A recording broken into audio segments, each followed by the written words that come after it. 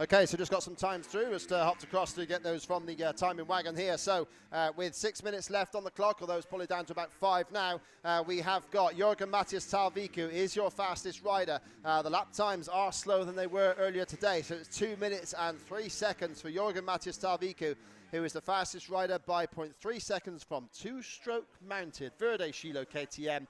Jake Millward is second quickest at the moment in the MX2 class. Isaac Gifting straight up there on the gas is third, and our hot rookie Charlie Heyman is in fourth place, just 1.3 seconds back of Talviku. Dylan Walsh is there in fifth at the moment, so we're hoping for more from Dylan. Bobby Bruce is sixth, Sam Nunn seventh, Carlton Husband eighth, Taylor Hamill ninth, and Jamie Wainwright in 10th place. So that's how the contenders are stacking up at the moment. Impressive showing from Ben Musto, the rookie, into this class in 15th place at the moment. So he's looking good, just behind Joe Brooks.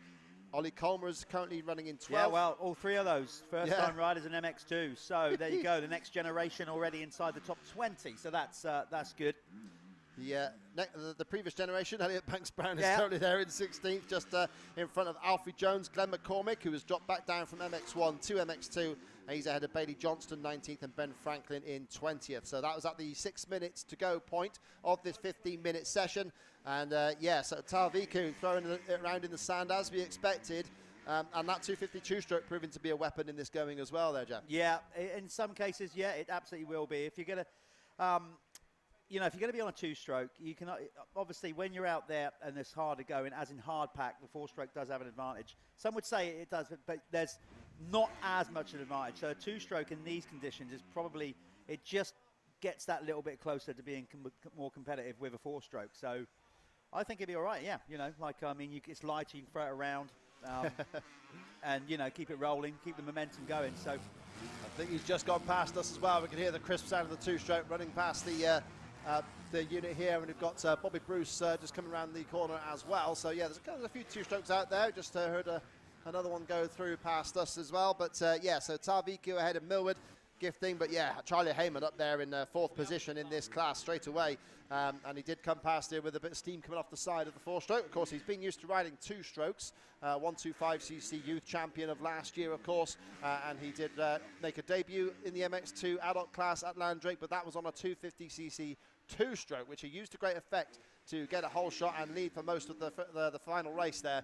And obviously he was eventually worn down, but fourth place is a great showing at the moment. Dylan Walsh will be hoping to put together a good second half of this session. He's currently lying in fifth place with Bobby Bruce sixth, Sam Nunn in seventh, Carlton Husband in eighth, Taylor Hamill. Nice to see Taylor up within the top 10 after his return from injury. He was certainly looking good at Hawkstone, third place overall there, Jeff. So Taylor Hamill, we hope for a good one. And 10th, JB Wainwright, also changing from the Revo Kawasaki to the his own team. It's the WPH SBE Pure Redline KTM that he's riding.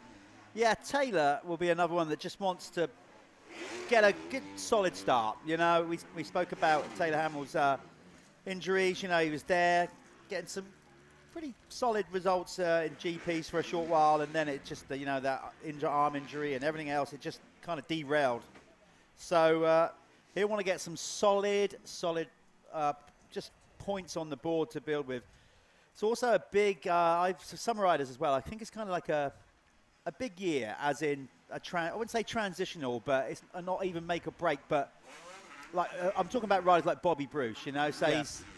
He's there now. He's had experience riding at like EMX and now he's coming. He's had a year in this class now. He's on the sort of 250 and everything, and it's sort of his time really to sort of shine. He's got a small window to really push on. I know that Lee and everybody at ASA will get right behind him, support him, but I expect good things from Bobby this year, and I think he's in the right frame of mind, to do that. He knows eyes are on him. Yeah, we got this next generation of riders that have to pick up the mantle and run with it. And it's going to be the same soon in MX1, when Tommy's not going to be around forever. He's edging towards the end of his career. Sean is as well. Yep. So even Kulas to a degree. So Conrad obviously is looking good to pick up that mantle because he's younger and he looked fantastic in the arena cross. So yes, he really I think did. it's just that, you know, it's like a transitional year within British motocross period. Yeah, so for sure. That's what it feels like to me anyway. So the young generation meets the older one in MX1, and then the younger generation come through as MX2 as the checker flag goes out then. So, yeah, this is the end of that session. We're just trying to work the live timing to come through if we can. If not, I'm going to get my walking boots on and go back across to the timer truck and get a shot of that screen so we can tell you exactly who that is. We know Ben Franklin has finished. The number 300 has come past our screen there, as does Isaac Gifting and Henry Siddiqui. Sort things out here at Oakhanger. Already quite a nice showing there, nice few numbers by the finish line area, so good to see you on site, everybody. This live stream commentary is going to trackside as well, so there'll be a bit of it where you'll say, if you're trackside, you're saying, well, I've got no screen to look at, Jeff, but that's just how it is. And if you're you're on the live stream, you might well hear us announce on a couple of occasions that dogs are to be kept on leads at all times, and please clean up after them. And obviously, when you leave the circuit, please turn right and not left. That's the main message we have to get out to everybody. But yeah, so this is the end of the MX2 session. The riders just coming in there, and yeah, we will do our best to get some results to you fairly quickly. So we'll get the rest of the riders through, and then either our screens will update, or I will be able to go across and check the timing from the van directly next to the checkered flag there. Yeah, so as Ben said, anybody viewing wherever you are in the world, thanks for tuning in.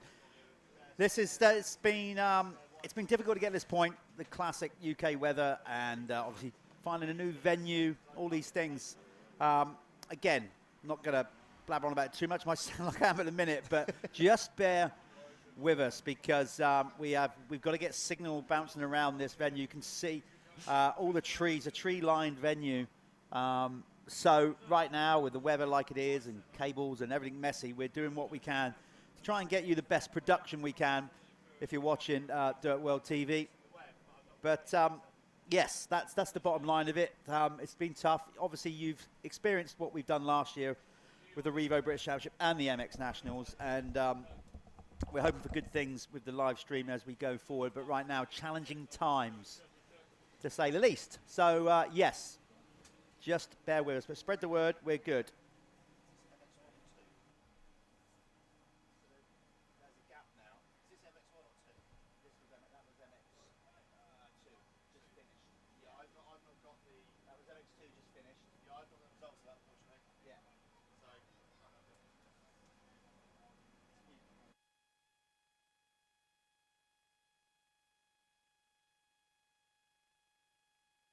It's 2023. This is the Revo ACU British Motocross Championship, fueled by Gulf Race Fuels. Welcome to Oakhanger.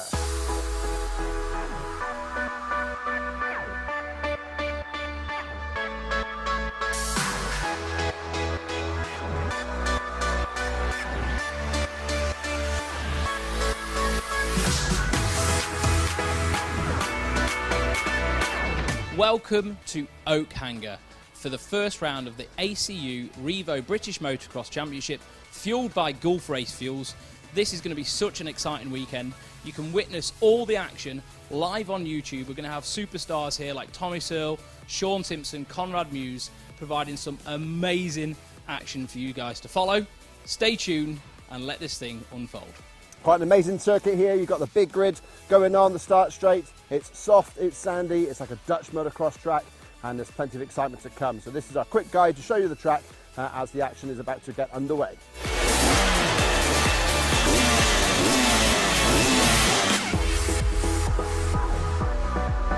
So the most important corner on any circuit, the first corner, a fast left-hander, wide open. This left-hander is only in use on the first lap, directly from the start. It goes around the tabletop that we will see at the end of the lap, and then the pack will all bottleneck up into this right-hander here and rejoin the track. Now, whether or not they're going to grade between races, I doubt it. So as soon as they start hitting this bit, they will hit the regular rough circuit that it's definitely going to become through the rest of the day. But you'll see incidents. This will be a packed, problematic first corner. So here we are then at the start of the lap. This is the first jump that they will hit as they go through the first lap, and then they start to hit this open tabletop in the middle of this clearing, which will be right by where people can start to watch. So here we are through the first real seriously wooded section of this fantastic track. So you've got 3 jumps all together in a row, a slight dip. This is after the big tabletop next to the paddock, and then you're heading into the woods section. So a nice bit of a distance here that the riders will have to stretch out, and then it goes into a more flowy section of the circuit. But already you can see this sort of atmosphere here, wooded. The sound of the bikes around coming out of the trees is going to sound awesome for anybody coming in to see this live.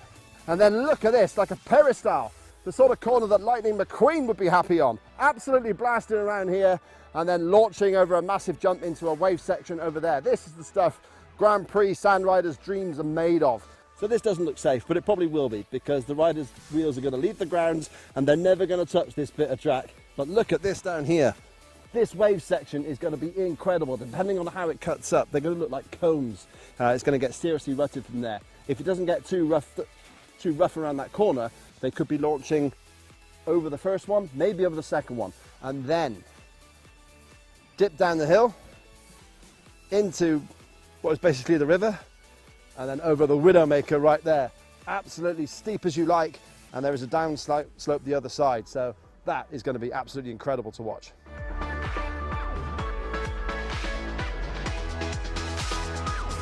So we're now on what we're going to call the high street of speed, coming down from the far end of the circuit. You've got a quite savage little double jump, and then this massive tabletop right by the camera position, fortunately for us, and that lands straight through. This is a natural, well, this was not a natural, but this gap was cut away before the circuit was even built, and they filled it in because it was quite watery, quite a lake, but they filled that in now, and yeah, it's heading down right towards the start line area. So right at the end of that high street of speed, they then come through right towards the finish line area where it crosses over the start straight. Or of course, I suspect this will be in use multiple times during the practice and qualification session. You probably have to pop in here for some goggles if it gets as wet as it might do. So here we are at the finish line. This is the final jump on the circuit. So it's either prepare for another lap or pull out your best whip, heel clicker, trick, one-hander to celebrate the moto win. And we'll see who's going to celebrate that here at Oakhanger. Can't wait for this weekend's action to happen. This circuit is stunning. Everybody is impressed. And yeah, we can't wait for the action to begin here at Oakhanger for the Revo British Motocross Championship, fueled by Gulf Race Fuels.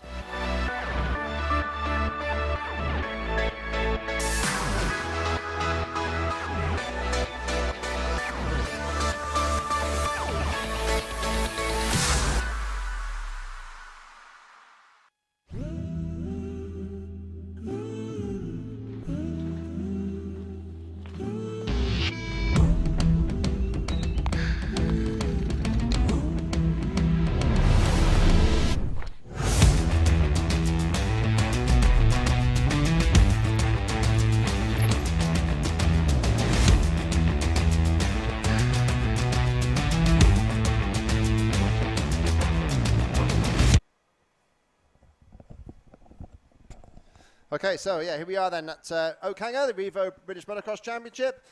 Just getting ready for the racing here. So after MX2 qualification did finish, we have got confirmed in pole position Jorgen Matthias Talviku with a 2-minute 03.847 lap time. So the track must have got that little bit heavier and rougher for the MX2 boys, because that's actually 12 seconds outside of what Conrad Muse did at the very beginning of the MX1 session. So all those practices, absolutely, obviously the yeah. two youth classes as well. So Talviku, it was that came out as the fastest rider. Jake Millward in second place, 0.371 down. So great showing for the 252-stroke Verde Shilo KTM behind the SC Sport Homes Husqvarna of Jorgen Matthias Talviku. And then Isaac Gifting on his brand new 426 Motorsports Stebbings car Superstore Gas is out there on the number 517, and he was third fastest, just over a second down on Talviku. Then Charlie Heyman on debut, the youth rider coming up that we're also excited about, is up there now in fourth place in qualification, just ahead of the GTCI Revo Kawasaki of Dylan Walsh. Bobby Bruce come through in sixth place, ahead of Sam Nunn. Carlton Husband on the Phoenix Even Strokes Kawasaki there in 8th place. 9th was Taylor Howell, and 10th for Jamie Wainwright. Going from 11th to 15th, got Charlie Cole, Ollie Colmer, Sam Atkinson, Joe Brooks, and Ben Musto. And then 16th to 20th, we have Elliot Banks-Brown, Alfie Jones, Glenn McCormick, Bailey Johnston, and Ben Franklin. So all those riders finish in their qualification. A nice full, well, reasonably full track of MX2 riders. Got a good 30-plus strong field, which is always good to see, especially at the start of the season, as the digger gets to work on the jumps there to try and cut down the ruts. Ruts are going to be they're going to be a thing. They are going to be a thing. If you don't like ruts, you've picked the wrong first round to come to. Yeah, it's going to get deep out there. We said that there's certain parts of the circuit you're not actually seeing at the minute, but there's definitely down the far end, it's deeper sand down there, a bit more sort of yellowy sand, and out in the middle of the circuit, it's got a bit more grit to it. And it's actually, I spoke to John Adamson before when he came in from practice and asked. He said, yeah, actually, it's got a hard base, harder than what you think underneath, you know. So,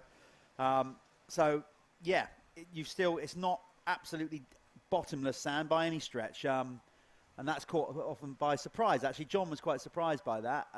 But you know, it is an amazing facility, and hopefully we will keep coming back here. As we said, new venue. For the start of the year, it's always a challenge anyway. Start of any year is a challenge to get everything ready in time, certainly in the UK, planning with weather, etc. So you can be glass half empty, you can be glass half full. Mine's half full. I just like the fact that we're here and we're racing. And at the end of the day, you can talk about everything else.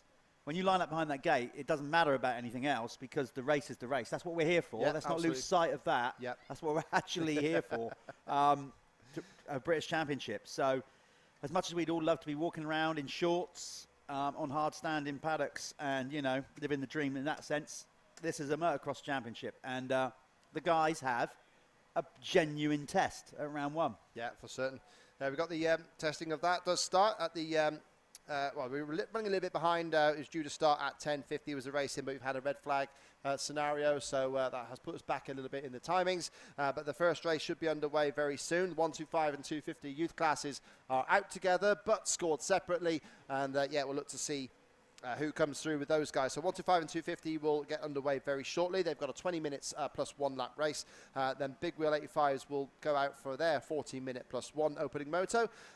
There is scheduled to be a break, so the first MX1 race starts at 12:30. I'd imagine we'd probably forego the break a little bit, but we'll see how that works. So yeah, MX1 then MX2, and then of course they do it all again. 125 and 250, Big Wheel 85, MX1, MX2, 2 races for each class today for our opening round of the Revo ACU British Motocross Championship. So 125 and 250, an intriguing class coming up.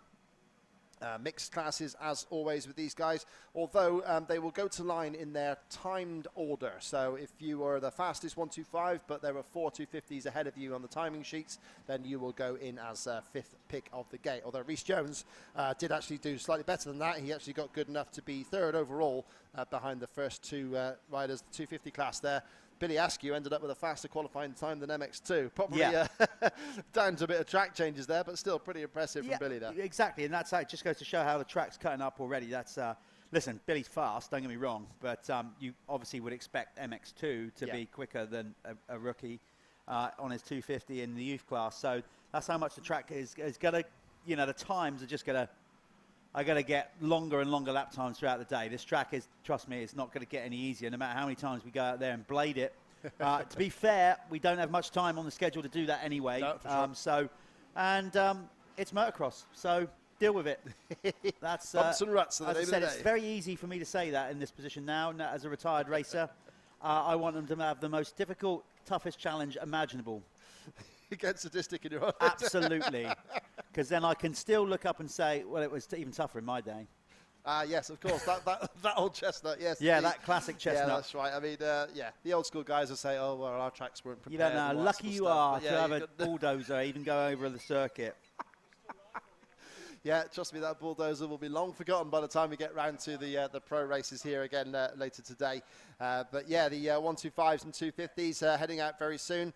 So to run through your 125 class, Rhys Jones was our fastest qualifier with a 2:07.084, just over a second ahead of Wal Beanie on the number 326 Store 114 KTM. Harrison Greenup put in a nice showing for 3rd place. That's his 2nd year on the 125, I believe. 2nd year, yeah. Harrison is he's a good sand rider. He's always has been. He loves his trips over to France, and Belgium and Holland. So this is his favoured condition. He has shot up really quickly over the last 6 months, and with it, he's got some growing pains. He's having a little bit of issue actually with his hip at the minute. So basically, Yeah, he's got to sort of manage that situation out there today. He's in a little bit of discomfort, but I'm sure it'll dig deep because, as I said, for him, this is probably the best venue you could come to start your championship. Yeah, absolutely. And then, yeah, behind Harrison, we had Jake Walker making his way up from the Big Wheel 85 class, where he won a race last year at Fox Hill. He is there in much different conditions to that here in fourth in the timing sheets for the 125 class. Bo Brown, across from the Isle of Man, is there in fifth place, number 323. Jack Dando putting a nice show in to get sixth. Lucy Barker up there in seventh on her 125cc debut. She's up there for the girls to cheer. And then eighth was Wesley McGavin. Ninth, Max Smith, and 10th for Ollie Bubb, the number 44 on the Yamaha, I believe. Yes. And so, yeah, the riders there coming through. And then in the 250 class, so the 4-stroke 250, a few less of them, but no shame in that. We'll be 39 riders on the grid across the two split classes, so that's a nice showing there for the youth riders. Billy Askew was the fastest there by 7.8 seconds, and that is a gap over Jack Taylor there, second place on his new ride. Jack Taylor moving from Team Green across to the WM Tatchell Apico side rise, absolute motocross. Husqvarna, number 22, was second in the 250 class. And Lennox Dickinson, wild carding, coming across from Northern Ireland on the Apico Husqvarna. He was there in third place. He had a smile ear to ear. Lennox absolutely loves conditions like this. Right. Billy's obviously set an amazing time there, Yeah. but I'd expect Lennox to be absolutely in the mix for the win regardless, and certainly podium positions. When he came over last year, did a couple of races, Hawkstone in particular, it's like a lot of people even forgot who he was, because we've only seen him in youth level on an 85 prior to that, and he doesn't come over from Ireland that often. Sure. It's like, who's this Lennox Dixon guy? Like, he's absolutely ripping. Honestly, he absolutely loves sand. So he will be in there, no doubt about it. Well, they all be, Mackenzie Marshall as well. Good to see Mackenzie coming out, getting the grips. He was very good last year in his first year on that 250 Yamaha. So I'm expecting good things from him as well. Yeah, Mackenzie Marshall fourth. Liam Bennett fifth, as befitting his number 5. So, yeah, Liam has made his way around very nicely there. He was 10th in the 125 class last year, so a change of machinery completely and class for Liam Bennett on the GMR Magic Mushroom Apico Husqvarna. And, yeah, we'll see how Liam fares. Finley Evans, second year on the GRT Impact KTM 254-stroke, number 12 there in 6th place. Dominic Newbury might be slightly disappointed there, number 404, who won 3 motos last year, 2 in the mud at Whitby and 1 there at Landrake. And Dominic now fully on the 426 Motorsport KTM, which he did debut at Landrake last year. But yeah, Dominic Newbury there in 7th place. Louis Vincent coming as a wild card again, who had such a nice ride at the end of Landrake there, taking 2nd overall and with a moto win. He is there in 8th place, and 9th is Joel Fisher, the Arena Cross Futures champion, who did so well indoors. He's 9th in qualifying, and Sydney Putnam, the number 19, amongst the multiple Putnam family we have here today on the SC Sport Homes Husqvarna. He was there rounding out the top 10. A little bit of disappointment there for number 36, Hudson Roper, moving across from Team Green to the cab screens, the 3-flow Madison Crescent Blue Crew Yamaha with management from the man to my right here, Mr. Perrett. Yeah, so Hudson Roper there, number 36, qualifying in 12th place. Maybe an issue for him on the track. But as we go through, it's going to be entertaining to see who can take the mantle, because the 250 champion is no longer from last year. Tyler Westcott no longer in the class, and of course the 125 champion Charlie Heyman also moving across there. So we're starting to see some shots from around the circuit here. It meanders deep in and out of the woods. Lots of amazing corners, big banks, bold turns. There was one there that looked like Lightning McQueen should have been riding it yesterday, and with the wave section there with 7 waves. Yeah, the scale of this track, as my colleague who drove the mule around yesterday, Callum Swan, the ace mule driver, he's got history with the mule, and we shan't go into that, but he was getting flashbacks all the way around the circuit. But yeah, so yeah, going around this circuit there, it meanders in and around the woods, and you literally you rise over a jump, and you're amazed at where the track's going to go through the woods. So yeah, it's hopefully we'll get some nice shots of it, which will be very nice. Well, and then yes, we can, that's what we're working on, as we said. Doing all we can here, folks, so just bear with us, unless somebody, I'm not encouraging it, but unless somebody's got a chainsaw, I'm going Might have the environmentalists on us if we start hacking trees down, but it's bad enough that we're tearing around on motorbikes, I guess. But we're here, we're doing it, and as we said, the weather as well. We really have had a lot of rain. Prior to that, there was a lot of snow up here last week when I came up here. That day where it kind of coated the UK. I know we kind of fall apart in the UK with snow, but on this occasion with a motocross track, you know, there was a good settling, you know, 2 or 3 inches, and then that obviously melted pretty much straight away while they were working the track. So, you know, as you're moving soil around with water, then it gets that kind of soppy, you know, soup type effect. So, yeah, and it's still sort of trying to dry out. It's rained every day since, not relentlessly, but it's enough to just never really allow it to dry up like it should. Sure. So, as we said, but that's causing us a few technical issues with what we're trying to achieve here. But the racing will take care of itself. There's no doubt about it. It's going to be it's a long old war, you know, which it is, a championship, motocross championship. But today will be a battle. This is like a battle today. Yeah, the first battle of attrition, that's for sure. Maybe we can get one of those guys from the Predator movie to go down with a big gun and get to work on the trees. That'll sort that out. Yeah. Yes. Anyway, so we have got lots of people to thank to get us this far, of course. So thank you to our sponsors, title sponsors, of course, Revo, so the world leader in aftermarket performance parts for Volkswagen and Audi vehicles. They also do a nice line in Ford kits as well. So, yeah, go and check out their stuff if that helps you. The Revo kit is fantastic quality. You got 24MX helping us out as always. Scott, of course, Scott Sports with amazing goggles and all sorts of kit available as well. Dalton Training for commercial vehicle training. Get yourself in there. And Top 10 Plant as well, keeping us powered up with their generators and such like. Instant Shelters, which you'll see along the sort of close to the finish line area, or the kit they've got there. Instant Shelters. Gulf Race Fuels, of course, helping us out as always. GoPro, you know what they make, and yeah, we've got some footage of those coming up, we hope. Liqui Moly have just recently joined the team here for the Revo British Motocross Championship, so thank you to those. Honda as well are going to have a significant presence. We're already seeing more Hondas on track than I think in previous years, so that's good to see. Factory Image Racing with all the kit you can get from them. Nomura and Kex as well. Don't forget the Kex kit that you can get. And then, of course, our media partners, Motorhead, with the videos there. TMX has been resurrected. TMX is not dead. It's now reborn as a monthly magazine, and that will be out March the 31st, so just a week and a bit to wait for your first taste of monthly TMX magazine. They will be covering this championship as well. Cult Moto and Live Motocross, of course, just keeping all the information coming through there. So those are the media partners and the sponsors that keep us racing here at the Revo ACU British Motocross Championship. And the riders for the 125 and 250 class now out on their sighting lap.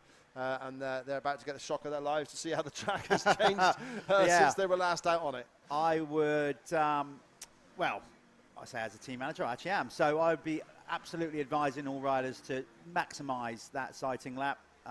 Take a really good look at the track if you can. Take your time with it. Don't just bomb round, you know, on the same lines that you were doing in practice, because arguably they won't be the same lines. They'll be maybe pushed out much deeper. Ruts will be much deeper. Remember, we've had the MX2 class out since these guys were last on the track, and the 85 class. So, yeah, very different. And it is just going to get choppier and choppier, deeper and deeper. And but, you know, as we said, that's what we want. It's to be a champion, particularly a British motocross champion. You have to deal with everything thrown at you, and you can't sit there and go, oh, this is not my thing this weekend. You know, I kind of like just get.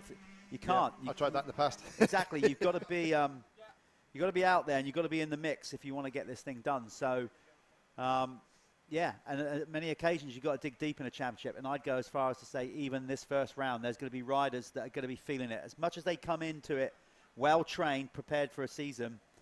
You've heard so many people say it in any series. It's you have to. Nothing replicates racing. No. You can go and train all you want, but the adrenaline kicks in a different way, which in some cases tires you out more.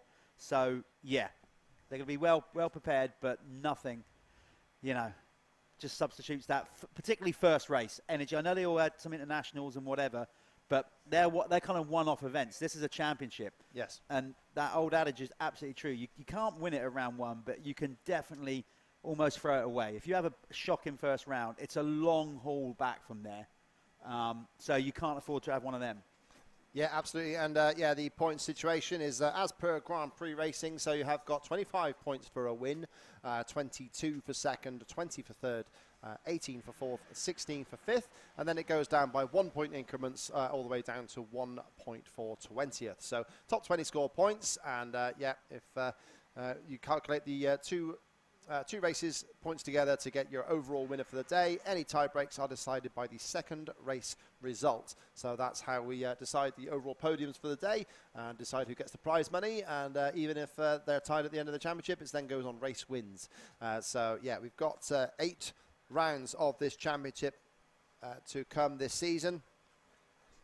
And yeah, looking forward to getting underway here at Oakhanger. So yeah, the 125s and 250s all together.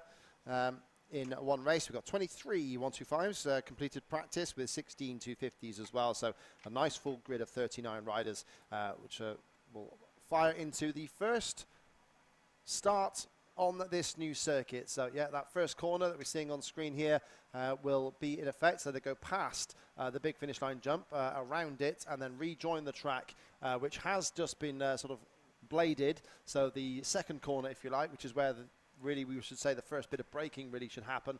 But yeah, the second corner is going to be tight, but at least it's not going to be rough as of yet. No, it won't. But as you can see, it's got a bit of slop on the inside. But that's where you want to be shooting for, but maybe not. You know, we might see some riders here go, do you know what, I'm going to commit straight to the outside on the slightly drier stuff. You've got to be brave to do that. You've got to make sure you've got a good drop on everybody on the inside. I think it's actually probably not as bad as it looks. I think no. that's where it's been bladed, so it looks like a big puddle, but actually it's just very smooth sand where the blade has been across. That's true, but it's still it's still sticky on the inside, as you can see by the water. It's on probably the inside worse actually, Ben, as you lead into the corner, not the actual corner. Yeah, true. Just that there where there is some wet patches where they cut back across the track there for the finished tabletop. And of course, because the design of the circuit, that's going to get rutted out every time. So that's going to be a soft area, basically, no matter how many times they blade it over. But the key thing, anyway, is the first 5 feet, 10 feet. You know, get that right first before you're worrying about. It's all very well say, like, take the inside. Well, if you're buried, like, back in 35th or whatever, I don't think it really matters. You got no chance, that's right. So, yeah, there we go to the order. Billy Askew will get first gate pick because he was the fastest overall qualifier there. Jack Taylor will then come to the line second. Your leading 125, Rhys Jones, was third fastest amongst the two classes, so he will come to the line third, followed by Lennox Dickinson, the 250 rider, and then it switches back to the 125s. Wal Beanie will then take to the grid, the fifth rider to the grid, and they will carry on like so until the 39th rider comes across. Quite big disparity in the times there, down to about sort of 2 minutes 48, would you believe, for the slowest rider in qualification there, although we're sure that was down to some issues. But yeah, it's going to separate them. We're going to see lap traffic, I believe, in this sort of going, because I mean, Billy Askew in particular there, I mean, he's been out there training with Tommy Searle. There's some videos there of him and the vlogs there, out looking around Lommel with the likes of Jeremy Seawer and such like flashing past him. And yeah, so for sure he's seen the very best working in conditions as similar as it can be to this. Although Conrad Muse was actually on the track walk there and said it's actually even softer than Belgium and Holland. Yeah, it will. It actually is in a few places. Yeah, obviously that's the best that they can do because there's not really anywhere else in the UK where you could go and train for something like this. You know, our most popular practice track in the UK for sandy conditions has been Fat Cat, but over the years, you know, that sand has kind of, you know, disappeared. You know, it's still sandy. Taken home with all the bikes. Well, yeah, but it's not exactly that, and of course it gets tracked over, so it's not as deep as it once was. Yeah. Hawkstone's obviously deep, but we don't. That's a race circuit. You don't get to practice there. True, so your best bet to train for these kind of conditions, obviously, is to you know, go on the Eurotunnel or ferry and get over to Belgium and Holland and thrash it out. Which many have done. Many, yeah, we've seen lots of riders doing that in preparation there. Certainly the kind of fast track Honda boys were out there at Lommel as well. And yeah, we've heard that the Cab Screens present Yamaha team were out there when they got their bikes, because obviously they did get them later than most. Although they are saying that it's a massive improvement, that Yamaha. I mean, you've got the hat on yourself there, Jeff. Yes, I mean, it's, I have. You've had some inside knowledge on that in terms of the bikes. Is it as different as they say? Yeah, the new 450 is, completely. It's an amazing bit of a kit, actually, I have to say. And, you know, I'm not just saying that because I've got a Yamaha hat on. Just so different to the previous model. It's just so much lighter, more maneuverable. It just feels like a super fast, torquey, 250. So they're slowly getting them through. Obviously, whole off the back of where the world's been over the last couple of years, COVID, all those things. Yep. But they're now starting to filter through. And the cab screen guys wouldn't have had much time to prepare on the 450, but as proven, you've seen Tomac and the others showing that the 450 is in good nick. Okay. So we've got the riders taken to the start line there, so hopefully we can get that up on our screens for you very soon. We're getting the riders starting to line up. So, we'll see who comes out on top here. There they are on screen. So, riders are starting to get nervous. You can tell they get inching as close as they possibly can to the front of the bike, all the whole shot devices. So if you're new to the sport or away from it a little bit, the whole shot device, they push it down and the forks stay down to keep the front end down and give you maximum forward traction. What I would say, we're going to have the timing up on the screen the best we can, but wherever you are, if you're at home or whatever, it might be a good idea as well. Just open Speed Hive and have timing on your phone or your tablet as well. You got better. I know it's on the screen, we get that, but just saying, if for whatever reason we get signal dropout or here or whatever, it might be worth you doing that as well, just so you can stay up to speed, because we might not have the timing on the screen all the time, okay? So bear with us on that. Hopefully we'll keep it up there so we can keep things up to date for you. And you can see a lovely full pack of riders. This is 2023 racing, ladies and gentlemen. The Revo ACU British Motocross Championship is about to get underway with the youth 125 and 250 riders, 13 years old to 17 for 125s, 14 years old to 17 for 250s. Look at you, you're just relentlessly rubbing your hands with glee, aren't you? I love racing. You've literally just been doing that for about a minute. I can't wait to get going. I really can't. It's been a long old winter since we closed things off down at Landrake, and obviously we had the beach race as well. But from that side, it's been a while off the commentating. Still shaking off the ring rust myself from that one, but there we go. Really looking forward to this. Rhys Jones having issues with his starting setup there. The whole shot device not quite engaging fully. It's definitely down now, as you can see there, the number 104 slightly to the left of the center of your screen. They are getting ready. We know from the actions of the riders that the 15-second board is up. Every single eye is glued to the same place, and it's that board. Now they head down towards the gate, and they prepare to go!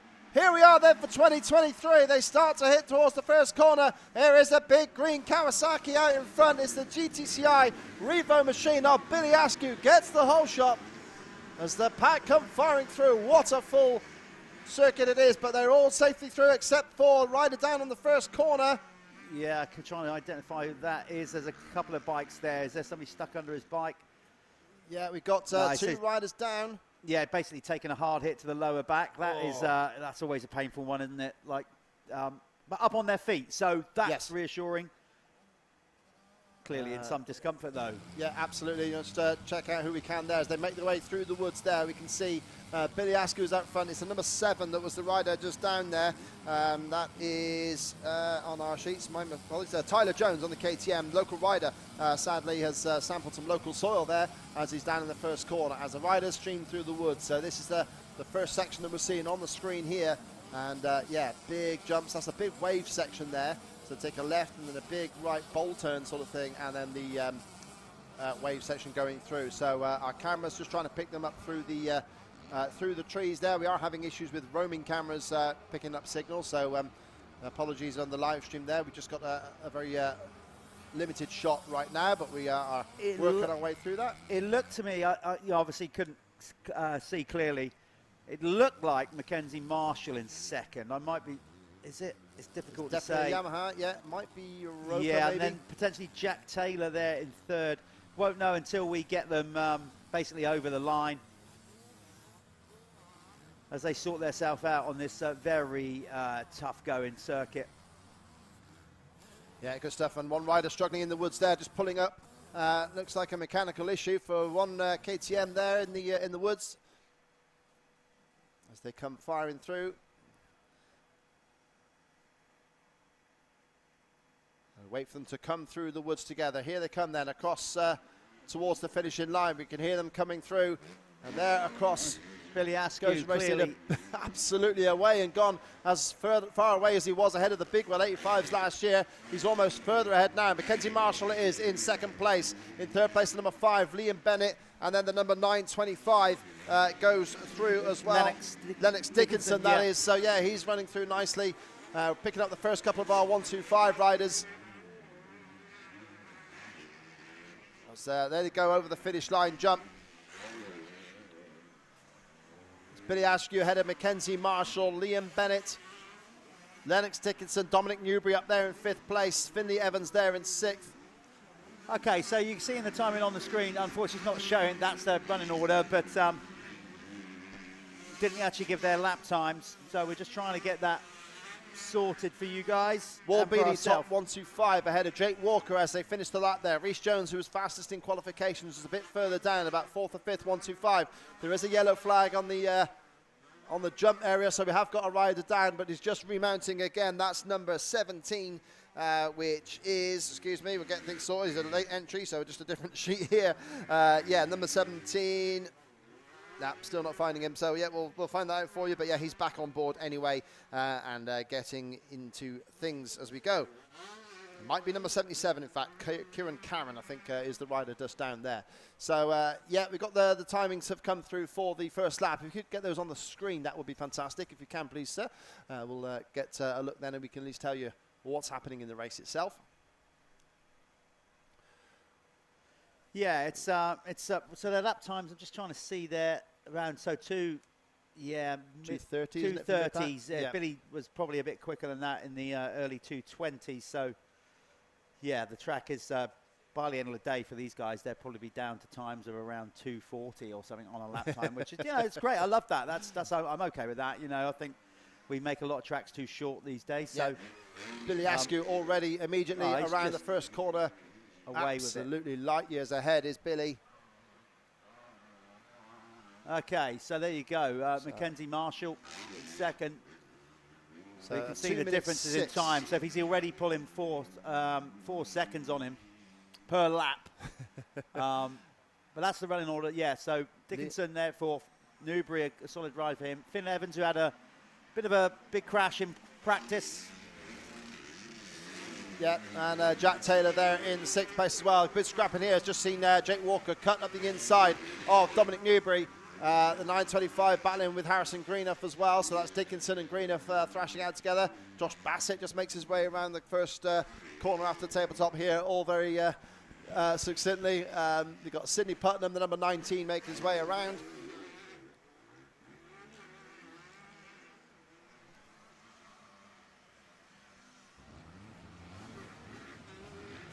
Okay, the bit that you're seeing on your TV screens now, or you were, as you say, you can see this, we're suffering with the 4G signal big time, and just getting signal around this place. Yeah, so bear with us, folks.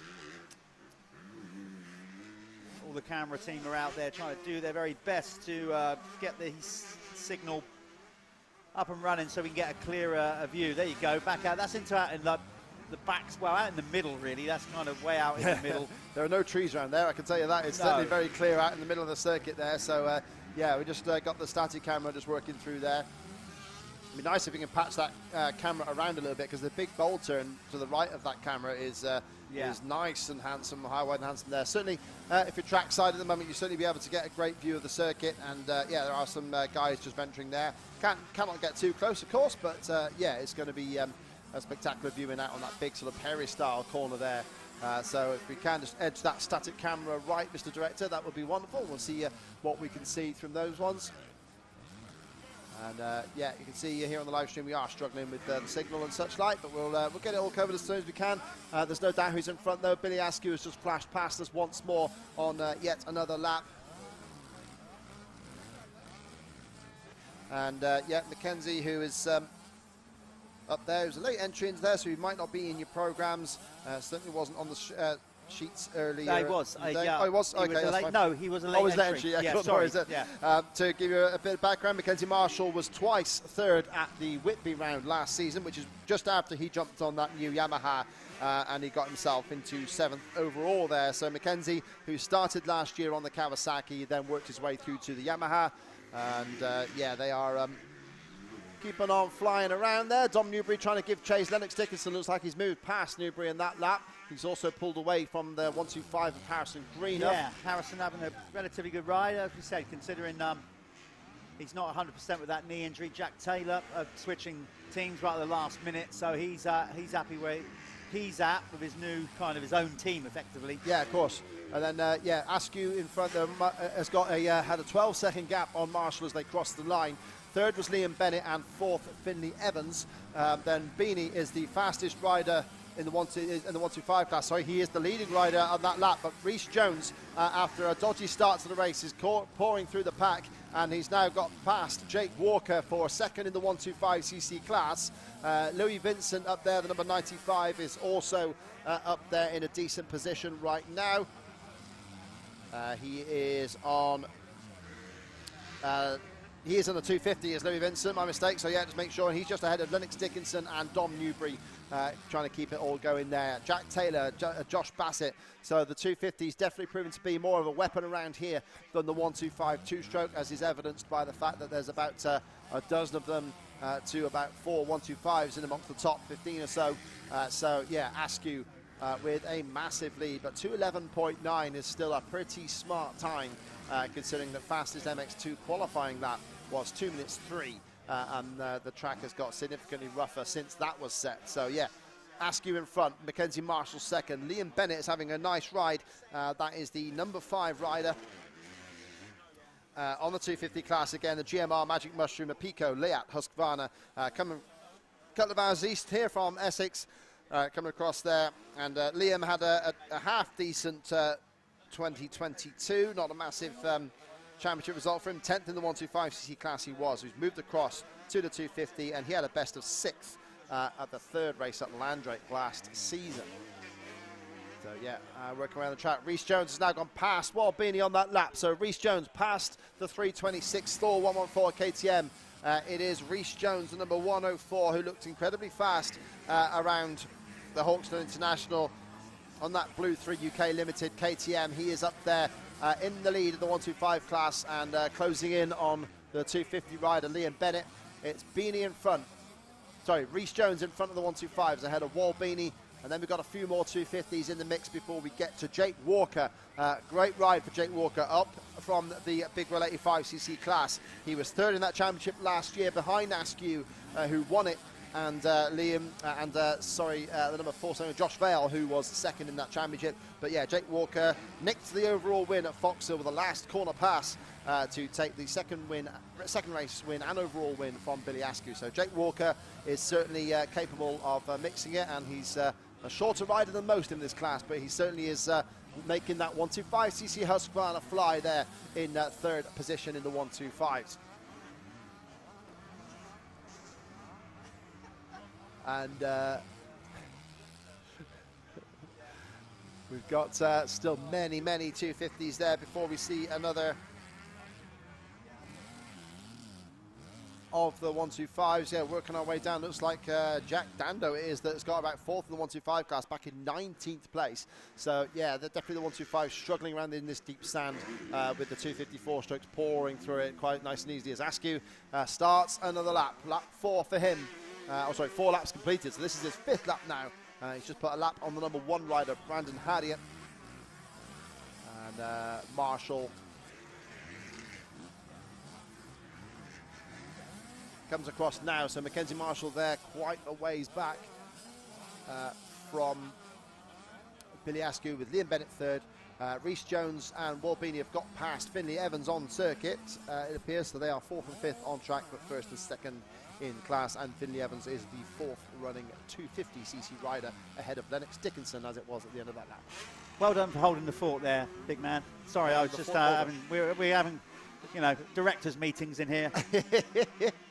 Yeah, so as Ben said, you know, we're doing what we can do here. We're going to keep trying to improve the situation as we go.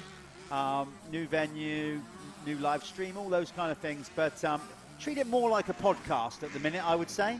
Okay. You know, well, that's kind of, you know, there's that, limited. What I mean is that you guys at home or wherever you are, you've got a limited view of the track. Again, without harping on about it, I don't like that, but we really are under the cosh a little bit with the signal and the trees and all that kind of stuff. So, all I'll say is you get to see a bit of it, I guess. The way I would suggest, if you're local, stop watching it and get yourself down here. Yeah, that way, that'll be a bit, yeah. you'll see more. Absolutely, it is a stunning circuit out there. It is a shame we can't see more of it on the screens here, but we are trying to figure that out. So yeah, bear with us here. New season, new circuit, everything's new and untested, and this is our test session basically, because you cannot replicate the conditions when you get lots of people here with their signals. They eat up the signal we have. So yeah, it cannot really test this situation in that sense with the equipment we have here. But anyway, there we are. So Billy Askew is still away and clear in this class. He's not helping us by making the racing super exciting, but yeah, you got to say, Billy, I mean, there was talk that he was might be in MX2 this season, although he stopped short of that and gone into the 250 class, but he's really showing his quality around here now, out front and just going past us again, although there is a little bit of steam coming out the bottom of that 250 as it went past our commentary point here. So that's the thing, isn't it? That's the thing that's gonna. Obviously, he's in control at the minute, but motocross, it's a tough sport. You know, you've got to be switched on all the way to the flag. But Billy's got enough experience, won enough races to know how to manage a race from the front. Let's be honest. He has led a lot of laps in his already young career. He knows how to win a race from whether from behind or certainly how to control the pace at the front. Yeah, absolutely. So he's in good shape there. But, you know, I still think it's the right decision for him not to move up. It's so easy to get caught up in the emotion of, like, I mean, you know, I can make a career out of this, you know, all that kind of stuff. But the way we're structured in Europe, a bit different to in America. You know, he's got time. He can have another learning year this year and whatever. And just to get used to that 250, grow into it almost. Because that step from this class to MX2 is way bigger. It's massive. Way bigger than just doing the 85 to the 125 or 250 youth. Yeah, for sure. You're suddenly racing with experienced riders, men. Yeah. With all due respect, Billy's a young man. He's not filled out by any stretch yet. No, so, for sure. You know, just get his confidence up, learn his craft. I think they did the right decision in keeping him down, I do. And I'm sure he'll put a solid season together, and then he will have a short break and absolutely knuckle down like Charlie Heyman and those guys, and we'll see him in MX2 next year. I got no doubt, you know. Yeah, absolutely. And it's number 404, Dominic Newbury's actually in a good scrap on the track there with Wesley McGavin. Just went past us there. They're 9th and 10th on track. They got 3 125s. Fair play to Jake Walker, battling around there. He's basically on his own in the 125 class. He's got no 125s near him, either fore or aft. And he is up there in 8th on track. So he's just battling his way past both McGavin and Newbury on that lap. And that's great riding from Walker. He literally is a rookie to this class and is brand new onto the 125. Yeah, not the tallest of riders. So yeah, to be thrown around that 125 is a great.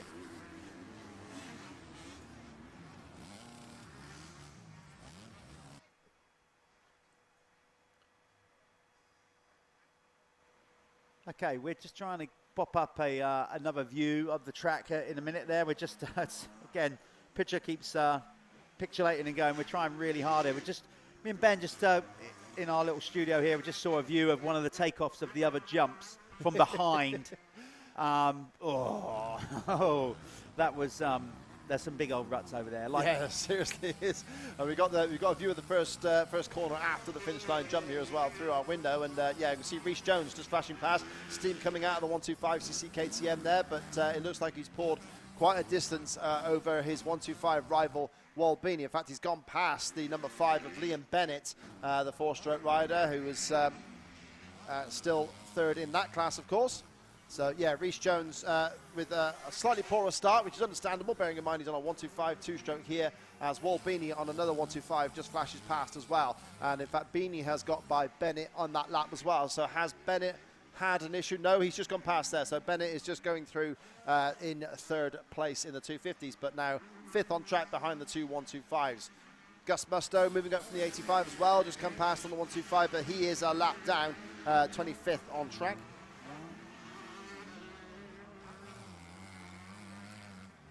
And yeah, third 125 is Jake Walker. He's just working his way through now. And then he's got a massive gap because virtually every rider after him is on a 250 all the way through. No, Wesley McGavin is on a 125. So there you are, my mistake there. Wesley McGavin is 10th on track, 4th 125, behind Dominic Newbury, the 250 rider. Yeah, and then I'm trying to looking for the next. I guess the next would be, is it Ollie Bubba? Ollie Bubb, maybe? Seth Manners, I think, is on there as on a 250. No, Jack Dando is also a 125 rider. So 17th on your screen, you can see Jack Dando is a 125. And number 9, the wildcard rider there, as you can see, Carl Harris, I believe, is on a 250. Yeah, but needless to say, the majority, yes, the sort of, you know, roughly the percentage of the top 10 are out there on 250s, which was to be expected. You know, the 250s just got that more grunt. There's a quick shot there, that amazing wave section. It'd be nice if we can bring that back on the screen, Mr. Director, because that's a wonderful example of what we've got to deal with. Thank you very much. Yeah, there are 7 waves in total now. There is a big jump off of there, and on the track walk we thought it might be possible for some of the riders to be clearing that, but yeah, we're not seeing that at the moment. 7:47. Jack Davis just had a bit of an off by the finish line tabletop here, so that's got the yellow flags waving up near us. But he's back on board perfectly okay and firing the machine up. But yeah, look at those ruts looking pretty savage there. You can see from those roller section when we had it on screen that it's not bottomless. You know, it's quite firm underneath. Yeah, you see, like, I mean, that, you know, up. yes, obviously it's soft, it's sand, but you can tell that the ruts are forming with the dampness. But they're not. If you watch their rear wheel go in there, they're not. It's not like digging right down at the minute. I guess the 450s when they come out will chew that out even more. Yeah, but sure. It's not. It's firm underneath, basically, firmer than what you think. Yeah. I mean, these youth riders obviously not quite with the strength of the full-grown men coming through there. It'd be nice to see that section with the fully grown riders coming through to make a double out of those. And we thought the best idea was to scrub the jump before those and get fired up. So he's got 30 seconds roughly on the clock there, spotted as the camera panned past it. 30 seconds to go before the last lap flag comes out, and it is just the 1 lap board. There is no 2 lap board in this class. They run 20 minutes and then the lap. So I guess we are now waiting for Billy Askew to come across, and the 1 lap board will be up there. As we can see, our ace RHL. I haven't got a fancy orange RHL jacket like that. That's a shame, but that's coming through fairly soon. And yeah, there is the wave section there with a few riders hopping through it there. 7:47 after it's crashed as Liam Bennett, then number 5, just making his way through. And pick up some of the riders. Now we're getting that idea, that Perry-Star corner, amazing big wide fast turn. So I will expect the 450s to be launching off of that one as we see that closer on screen. Thank you, Mr. Camera. Excellent to see this other section of the circuit here. A new angle, if you like. We're going all right around the big Perry-Star. Got a few spectators there, which is good to see. Delving deep into the woods. And it is heavy around there. Big, wide berms, soft sand. Certainly much worse than it would look on screen. Very rutted. And then... yeah, well, we're getting there. I got to say, fair play. Section. We are getting there. We're guards of trying to show you a little bit more of the circuit. As difficult as it is, this is like a kind of a bit of a clearing out in the middle. Through the wave. Sorry, yeah, Jeff. Doubling, Just coming across and starting to double across there. So 1 lap board is out. So he is on. Billy Askew is on his last lap, as is everybody who comes across the line now. Josh Bassett just making his way past on the number 34 machine. And yeah, Bassett's good solid rider, had a decent year last year. He's kind of running 13th on track, which in terms of class, I would say is about 8th or 9th in class there. Got 4:125, so yeah, make that 9th. Then number 18 and number 10 come past us all very close together, but further down the field, that's Max Smith and Levi Saunders. And Mackenzie Marshall makes his way through the wave section, doubling a couple of them, but still, yeah, it's definitely getting soft through there. And be fascinating to see how the bigger classes work their way through there. So Just having a look, you can see with the blue stripes that come across. That tells you where they are on the lap, basically, as they're circulating around the lap. And it seems to me Jack Dando in 17th and Ollie Bubb sort of going at it by the looks of it. If you look at those blue stripes going across the screen. Okay, that's good. Yeah, for sort of 17th and 18th, that indicates where they are on their lap. So they're kind of like going bar to bar by the looks of it. Let's see when they come across the line how close they actually are to each other. I'm fascinated to see how that's working and the cameras aren't. But that's quite impressive there. So yeah, still the one lap board out. We're expecting Billy Askew to come up fairly soon now. Yeah, well, he's look at his. You know, his blue line is almost crossed, so he's basically over the line, judging by that. There he is, yeah. Billy Askew then takes the race win. First outing on the 254 stroke. 1 win out of 100% record for Billy Askew. Takes the race victory there, ahead of Mackenzie Marshall.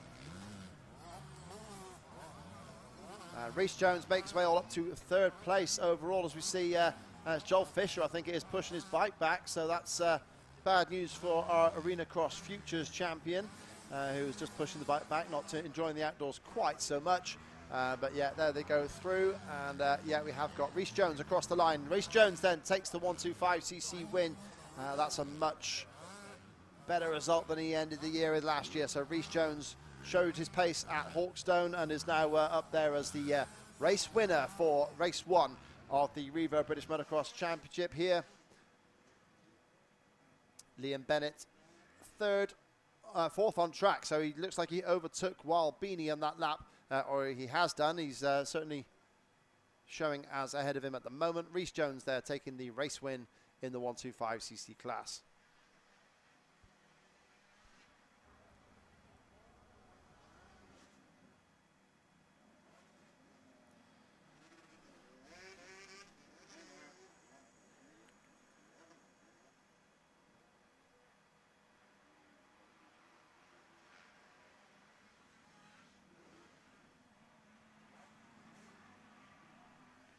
So we get more riders across the line as soon as we can.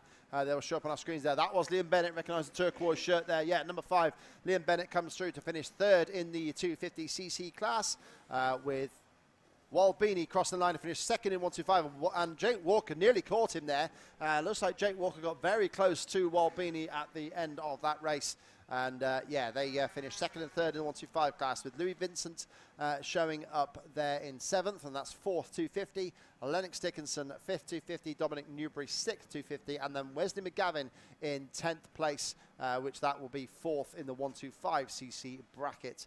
Jack Taylor looks like he hasn't finished. Looks like a bunch of riders have finished, but not. Of course, yeah, a lap down. Yeah, so there goes Jack Taylor. So he does finish in 11th because the other riders across the line that were behind him, but were a lap down on the leader, so they do a lap less. So Billy Askew lapping up to 11th rider on track. That's a pretty impressive performance. And it's not a bad debut, is it? I'd be pretty happy with that. Yeah, I should say so. Yeah, fair play. Well, we kind of knew that, you know, he's going to be good. You know, Billy Askew is good. It's not going to be good. He is. But the big test was to see how he would adapt going straight from the 85 to the 250. But if you know how to ride one of those things, you know, you might not have the muscle to throw it around, but what you've got is usable torque and power. Yeah. And he has always been smooth. He's always been good with throttle control. So providing you keep that thing in a straight line and don't let it get away from you, you don't have to muscle it as much as maybe people think that you do.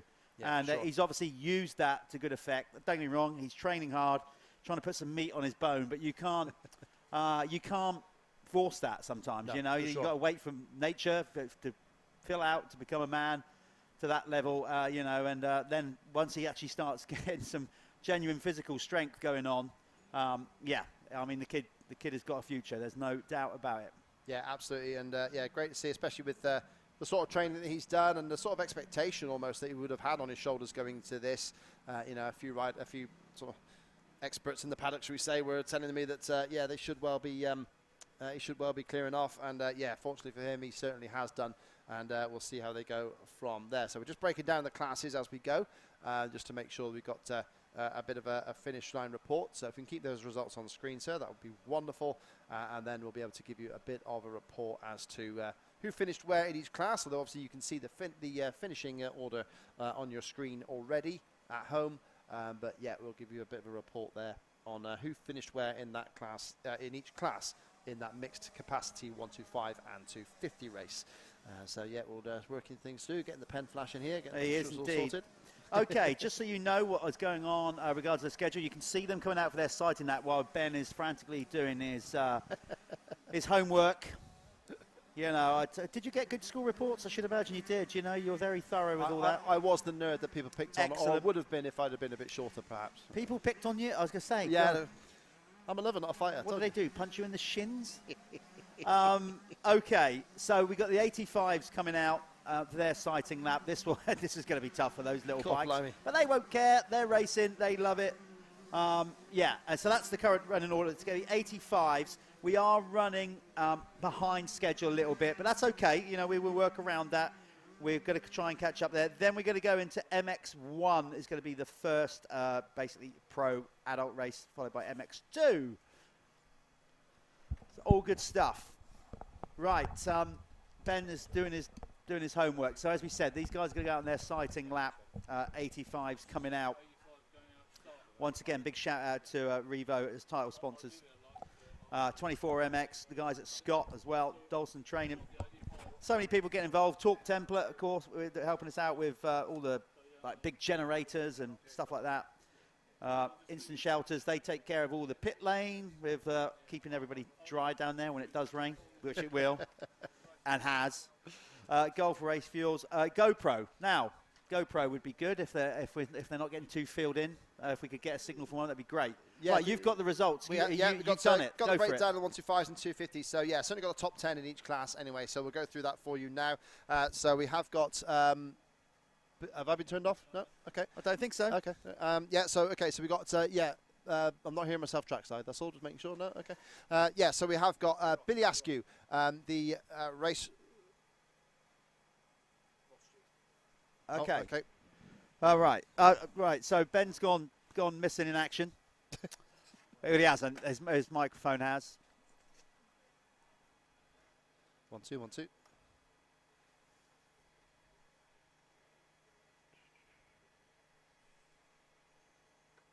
1 2 1 2.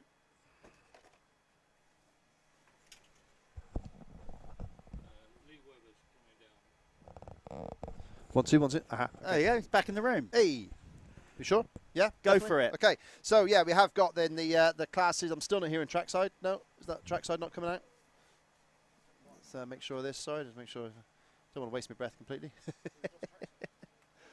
Appears to be. Okay, we'll get that sorted back for you guys on the live stream then. Yeah, just to break it down for you then. Overall winner, of course, in the 250 class was Billy Askew with Mackenzie Marshall second, Liam Bennett third, Louis Vincent was fourth 250, and then in eighth was fifth was Lennox Dickinson, sixth Dominic Newbury, seventh Jack Taylor, eighth Josh Bassett, ninth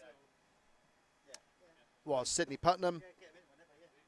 Carl Harris was there in, Carl Harris was there in 10th place. Sorry to the stuttered approach there, but we'll get that sorted for you. So yeah, top 10 in the 125s. Reece Jones took the win there with Wal Beanie in second, Jake Walker third, Wesley McGavin in fourth, Ollie Bubb fifth, Jack Dando in sixth place. In seventh place, bear with me. Seventh place was Mr. Smith, Max Smith, and then eighth was Ben Musto, ninth for Tyler Jones, and 10th for. No, 10th was 10th for Brady Tucker. There we go. So yeah, we'll get that. I'm glad you read them out because I know that you you obviously like write them down in a hurry. And but that last name, I couldn't. I'm looking at your handwriting, and I wouldn't even know where to start with that one. Yeah, that was a good one. That was an effort. I mean, is that even? Are they even letters? Come on, Jack. It's like hieroglyphics. I'm holding it together. Here we go. Oh dear, oh dear. So there we go. So yeah, thank you everybody for bearing with us with our issues here. We're trying to sort out for you there. The Revo ACU British Motocross Championship. starting here at Oakhanger in Hampshire, and you just have to take our word for it. It's an amazing You circuit, will. You will. and hopefully Exactly we'll that. get more of it to you as we go through the day. But yeah, we'll take you away to a quick ad break there while we work on things and hopefully get things better for the rest of the day's racing with the 85cc's next.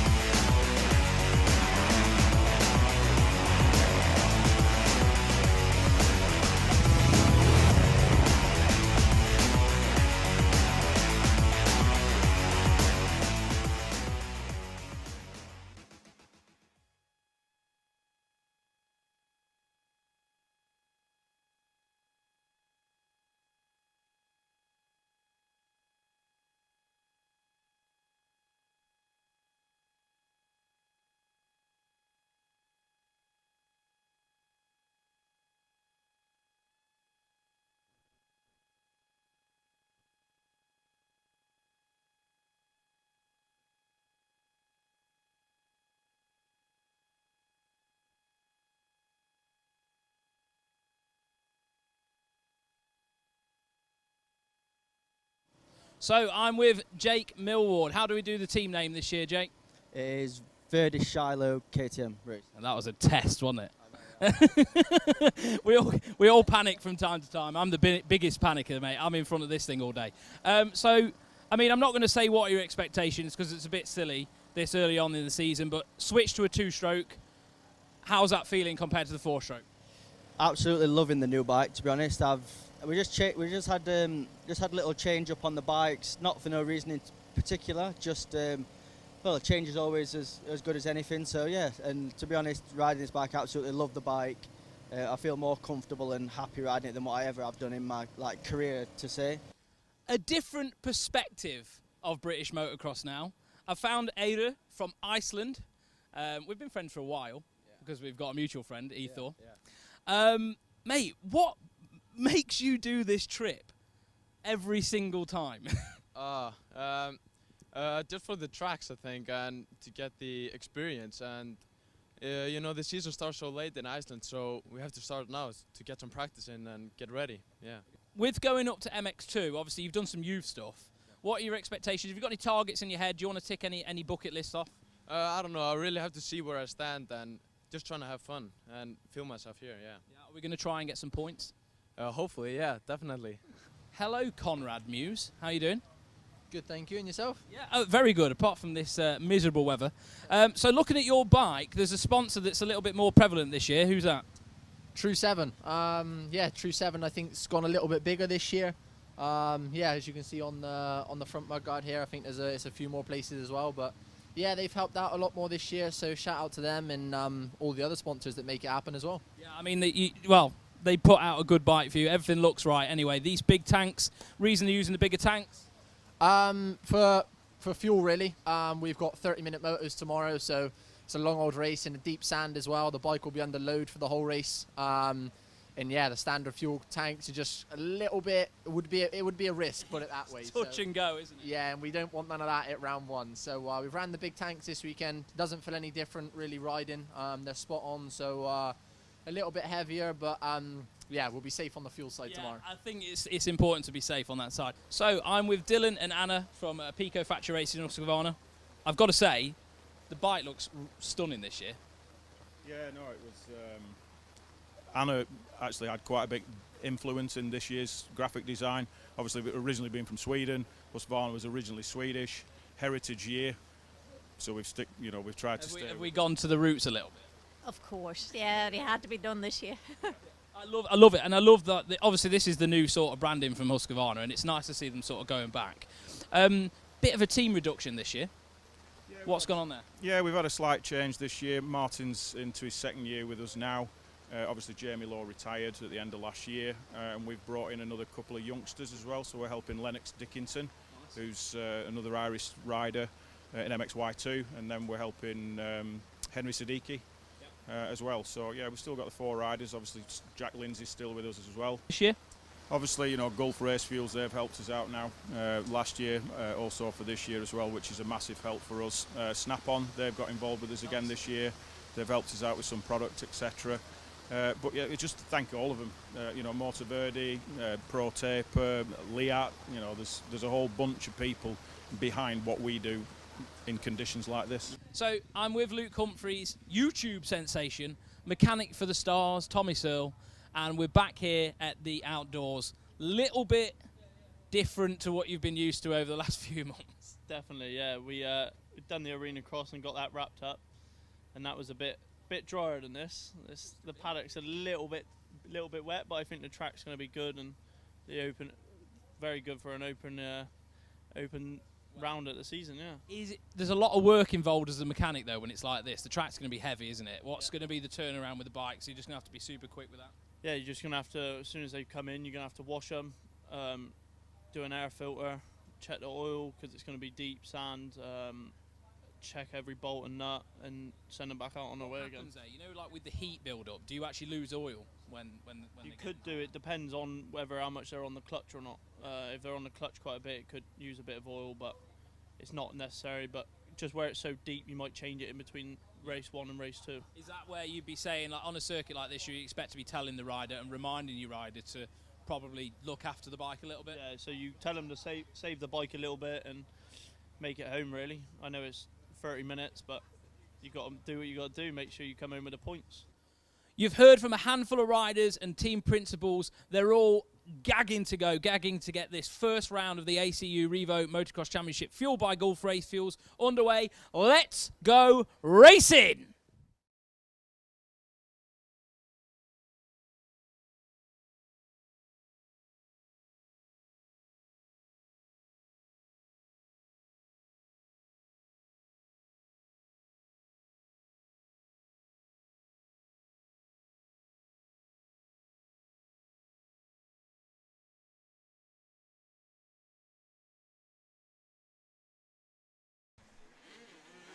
Okay, so we're now on the live stream as well as trackside. This is the Big Wheel 85cc race, which has just started there while we were with Callum on the live stream there, just picking up some of the gossip around the paddock and the excitement for this opening round here at Oakhanger.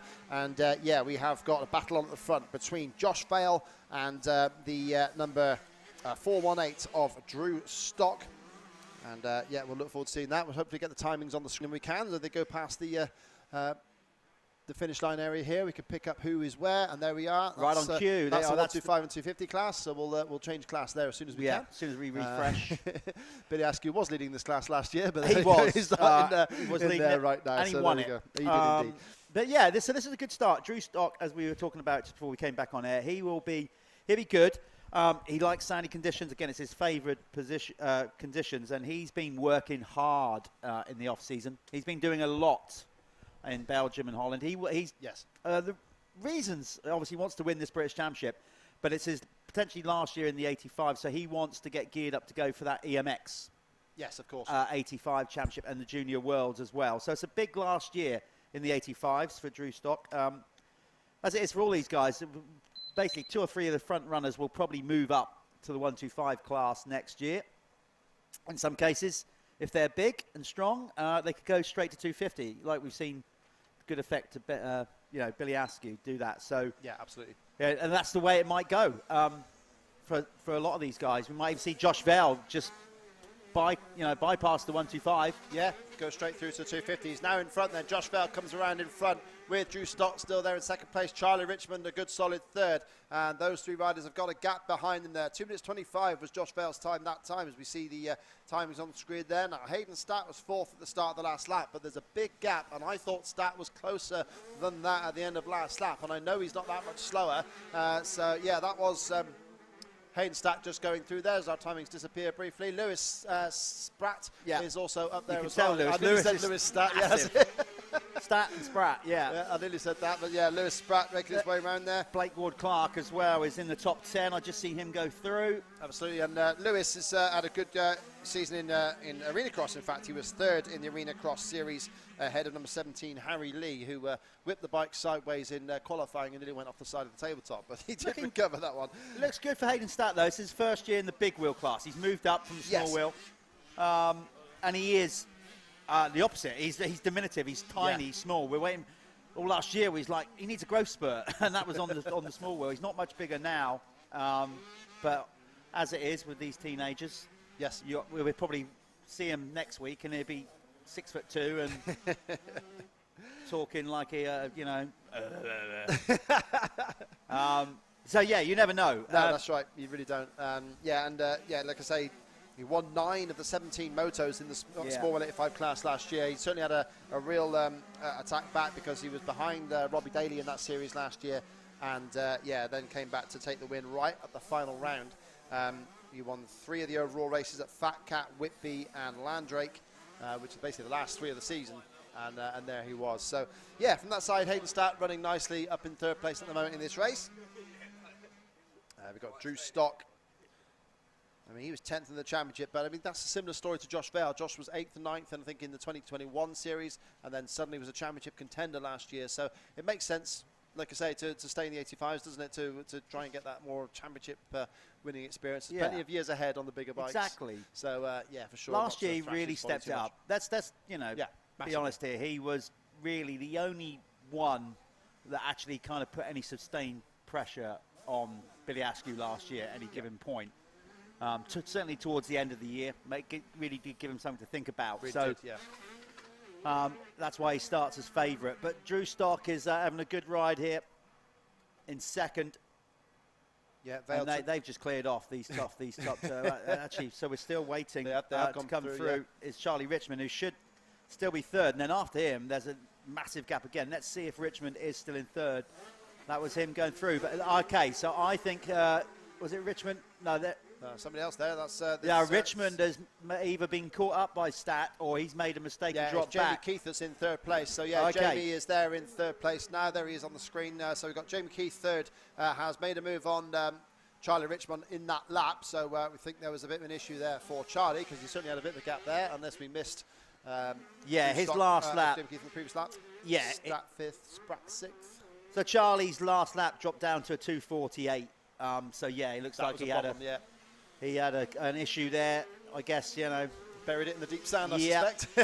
I'm sure. A lot of work for these bikes to go through. There you go. So now you can see up on screen where we're at. Blake Ward-Clark is on the move. He's picked off a couple of positions and has gone up to 7th on the GRT machine. Lucas Moncrief there on the Soul Green machine, the Phoenix Tools Even Strokes Kawasaki, just on the fringes of the top 10.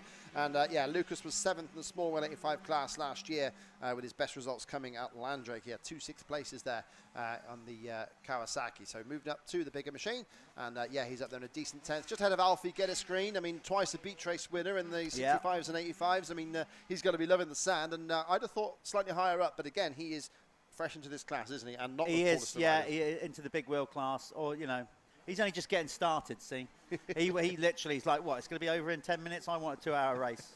That's why you'll see him move up.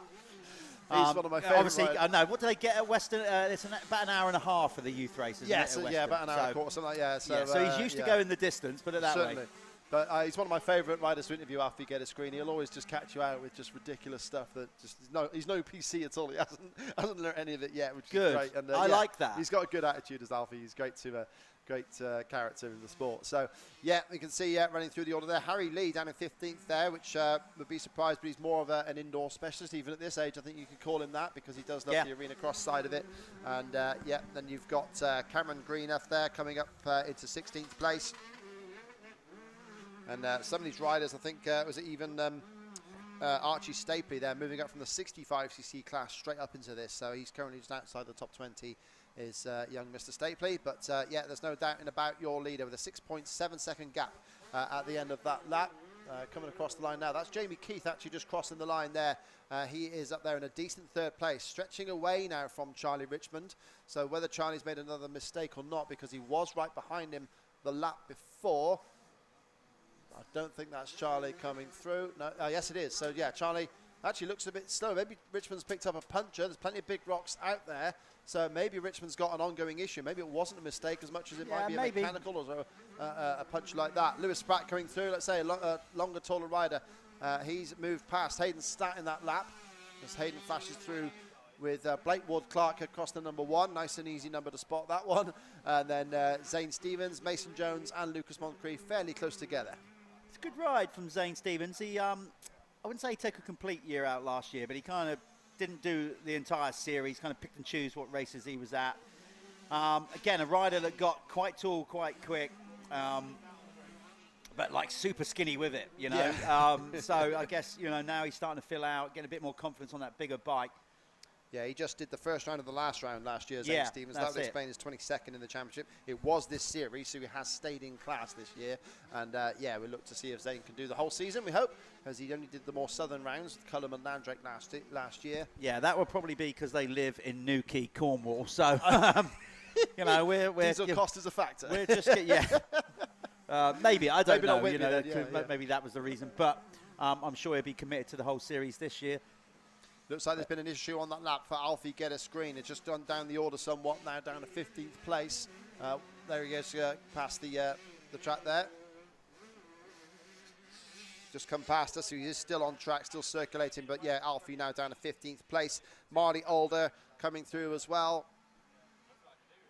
And I think he is actually a further lap down is Marley. So let's see how that runs.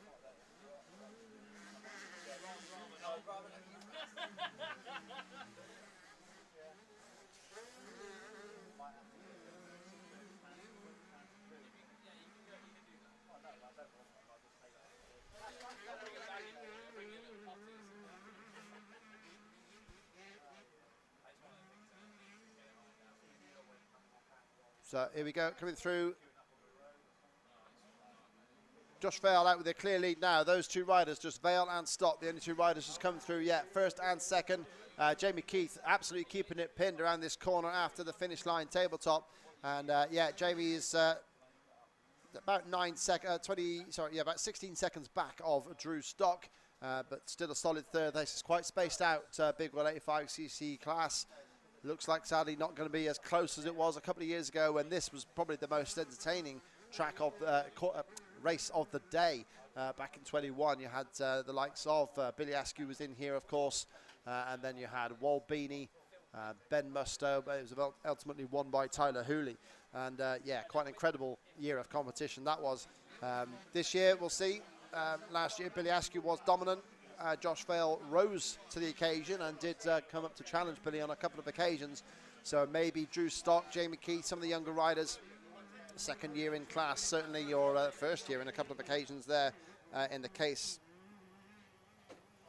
of some of them.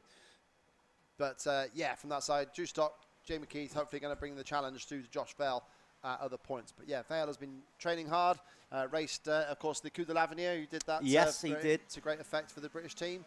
And yeah, starting to make his presence felt in the European scene, which is great to see. Yeah, and yeah, actually, while we're talking about that, well done to Team GB for just an amazing result. Because that's a really cool event. Yeah, absolutely. You know, it's effectively like the under-21 Motocross of Nations, you know, give or take. And for Dave Garland and his team to get over there and, you know, and to get out there and win it, and just brilliant. I was privileged enough to be team manager for 1 year before I got busy and had to hand it over to Dave. So brilliant. He's pulled together a really good team, and you know, it just goes to show that we genuinely have talent in the UK. Absolutely. Just bottom line, we do. You know, still obviously trying to get it to a point where we can work a good structure in the UK, where our British riders can maybe have a cleaner run at going to do the EMX. It's always difficult with the little stretch of water in our calendar as it is. So hopefully going forward, we will see some riders going out there, and if we got a British rider winning an EMX title, that would be excellent. Yes. And you know, Josh Vale, maybe he's got a chance at it. Josh Vale's certainly got a chance at winning a world junior title. You know, he was in the mix last time. So Yeah, last one by a British rider there with Conrad Muse was winning in the EMX class. We're talking back in around about 2013. He won the World 85 class. So, yeah, 10 years ago for Conrad and 3 British championships Was later. it 10 years He's ago? It was I was there as well. Sorry, Jeff.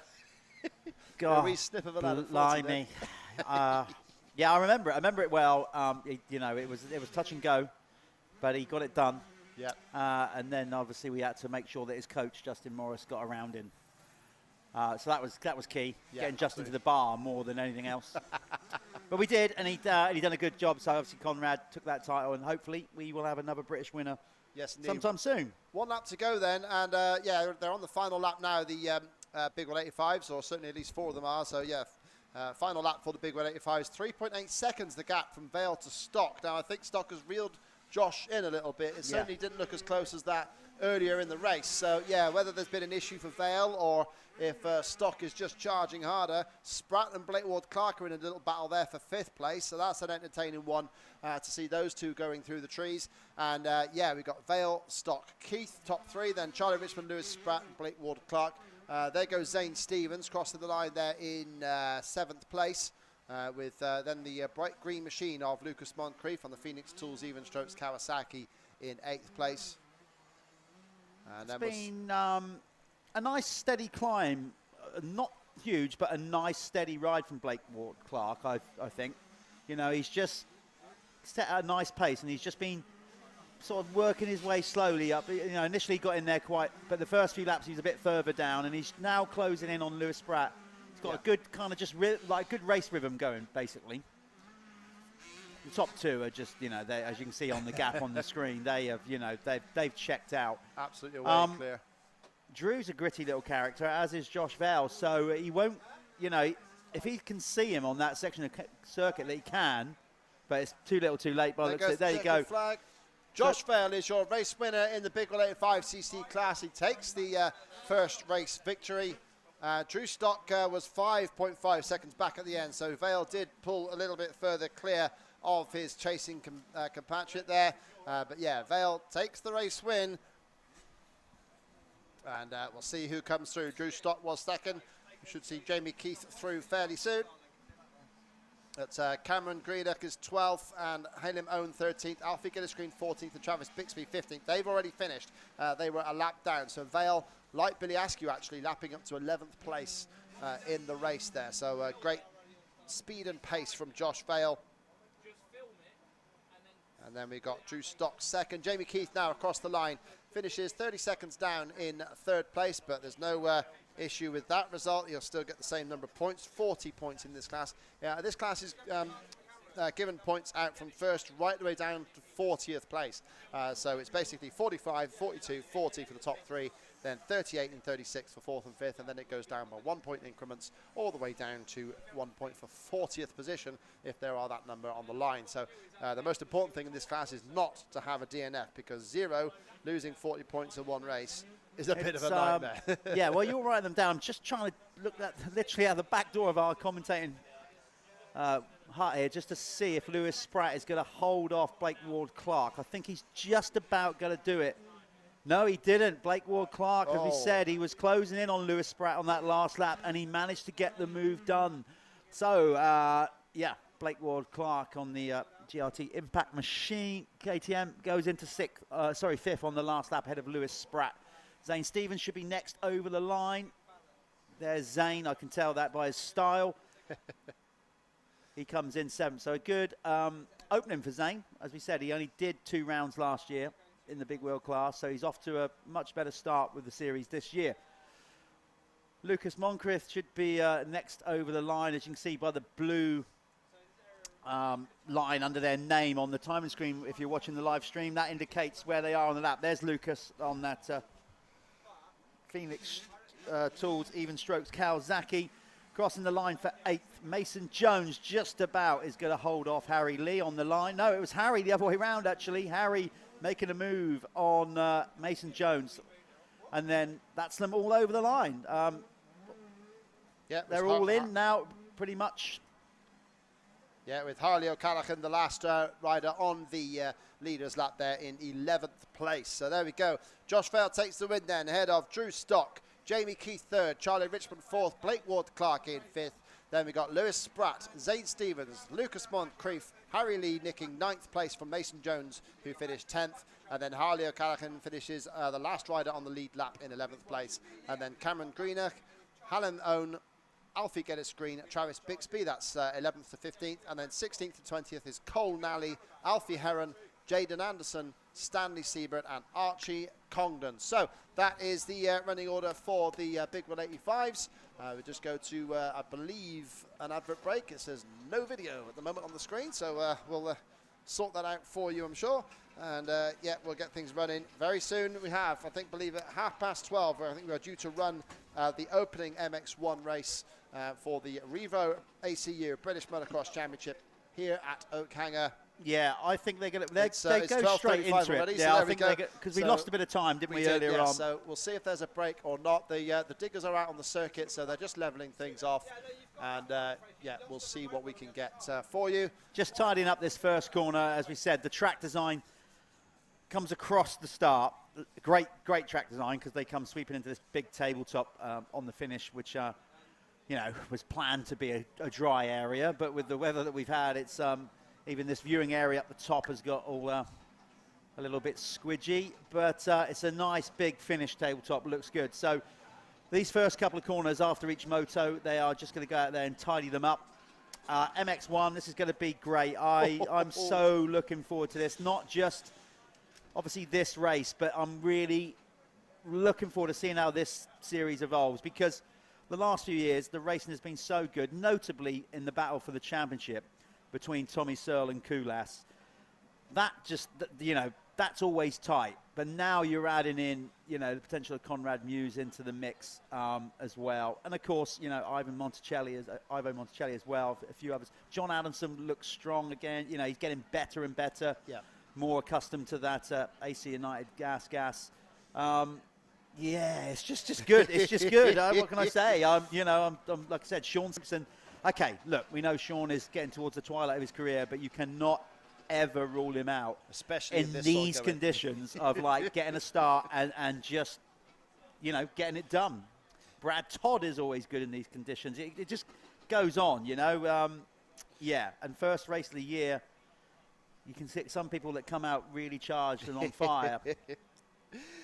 Yeah, it's going to be something to behold there. I mean, they're fastest in qualification, just to remind you guys, trackside, and if you were on the live stream, you weren't here with us earlier. But yeah, the top three all new to the class this season, apart from Monticelli has been here before. But yeah, Conrad Muse was the fastest rider on 1 minute 51.3 at the start of the day. Obviously, the track is heavier now, so we should still see lap times around about the 2 minute mark, I would suggest.